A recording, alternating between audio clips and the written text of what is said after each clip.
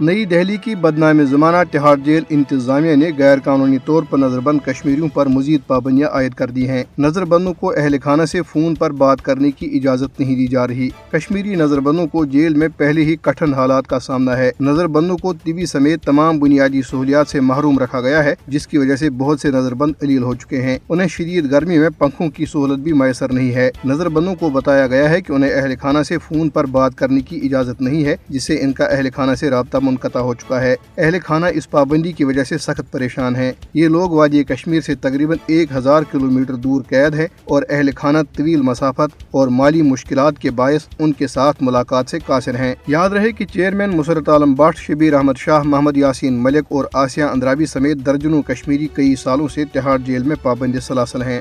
کل جماعتی حریت کانفرنس کے ترجمان ایڈوکیٹ عبدالرشید منہاس نے سری نگر میں جاری ایک بیان میں عالمی برادری پر زور دیا ہے کہ وہ مقبوضہ جموں کشمیر کی ابتر صورتحال کا نوٹس لے اور نہتے کشمیریوں کے خلاف وحشیانہ مظالم پر بھارت کا محاسبہ کرے۔ ترجمان نے کہا ہے کہ مقبوضہ جموں کشمیر کی روز بروز بگڑتی ہوئی صورتحال اس بات کی متقاضی ہے کہ عالمی برادری مسئلے کشمیر کے حل کے لیے بھارت پر دباؤ ڈالے۔ انہوں نے کہا کہ بھارتی فورسز نے مقبوضہ علاقے میں محاصروں اور تلاشی کی پرتشدد کارروائیوں کا ایک نہ ختم ہونے والا سلسلہ شروع کر رکھا ہے۔ کشمیریوں کے تمام بنیادی حقوق سلب کر لیے گئے ہیں اور جو کوئی بھارتی جبر کے خلاف آواز اٹھانے کی کوشش کرتا ہے اسے کالے قوانین کے تحت گرفتار کر لیا جاتا ہے۔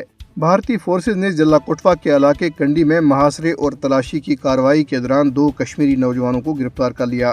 نیشنل کانفرنس کے نائب صدر عمر عبداللہ نے بی جے پی کی بھارتی حکومت کے بجٹ پر کڑی تنقید کرتے ہوئے اسے اتحادی بجاؤ بجٹ قرار دیا ہے۔ انہوں نے کہا کہ بجٹ میں مقبوضہ جموں کشمیر کی تمام اہم ضروریات کو نظر انداز کیا گیا۔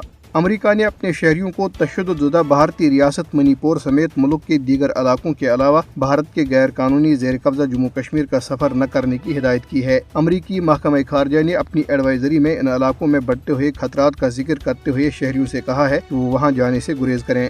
کشمیری اور پاکستانی تارکین وطن اور ان کے حامی 4 اگست کو نیو یارک کے ٹائمز اسکوائر پر بھارت مخالف مظاہرے کریں گے۔